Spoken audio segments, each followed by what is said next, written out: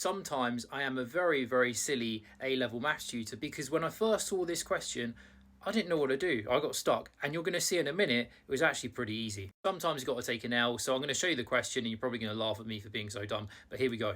So it was from the AS Year 1 Paper 1 Edexcel sample paper, and to be fair, these two parts here, Part B and Part C, were not in the question, it was just Part A. I've just added in these Part B and Part C's to show you how those would work. Let's just focus on Part A at the minute. So assume that X and Y are both positive real values. For 2 marks, prove that the square root of xy is less than or equal to x plus y over 2. So we're going to do Part A. So again, this is the result here where x and y are both bigger than 0. Now, a logical thing to do would be just to times both sides by 2. So I think that's a good place to start. So i.e. we need to prove that 2 root xy is less than or equal to x plus y. I would write this in your exam. Don't just write this statement. Write down need to prove, because we can't assume this is true, okay? We're trying to prove this is true. We can't assume it's true. But proving this is equivalent to proving this, right? So we're just rewriting the statement that we're trying to prove. We're not assuming it. Just an important point that I wanted to mention. Now, logically, it would make sense to get rid of this square root. So what you can do to this inequality is you could square both sides. So if you were to square both sides of this inequality, again, because x and y are both positive, the sign is not going to change in the middle. If you were to square both sides, you get 4xy is less than or equal to x plus y all squared. So it would make sense just to expand the brackets. So in other words, we need to prove that 4xy is less than or equal to x squared plus 2xy plus y squared.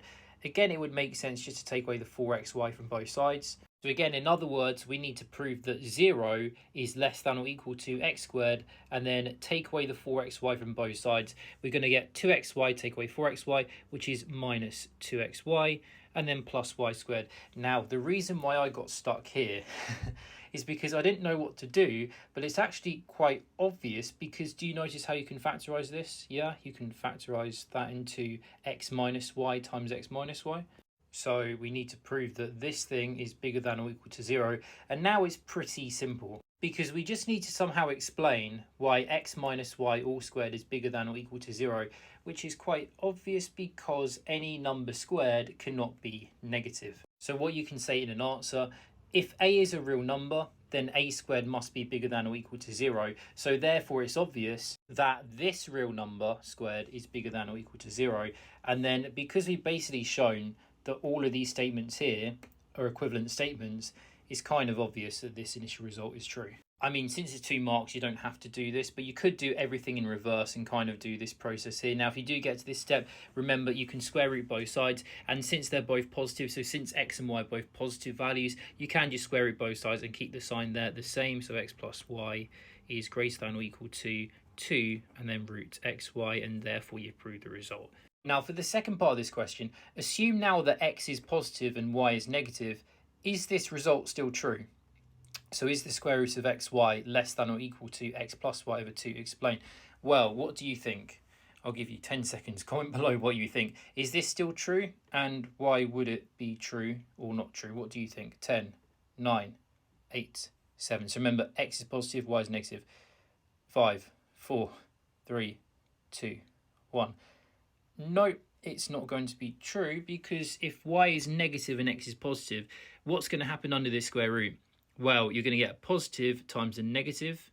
That's going to give you a negative, and you can't do square roots of negative numbers in real maths with real numbers. So therefore, you would get a complex number here, and therefore the result is not true anymore.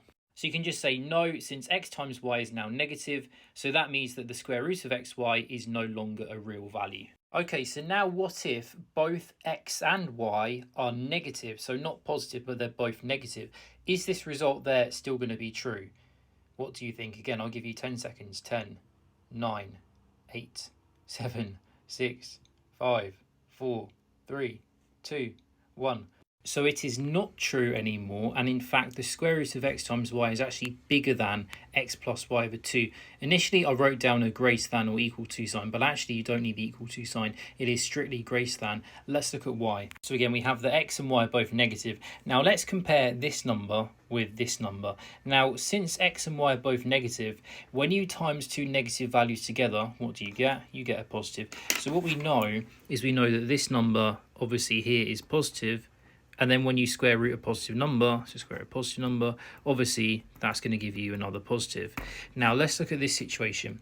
We've got a negative plus a negative. When you add two negatives together, it gives you another negative. So you've got a negative number divided by 2, and half a negative number, well, guess what? You get another negative number. So this number is positive, but this number is negative. So obviously this number is smaller than this one. So obviously this is the bigger one. So that's our result.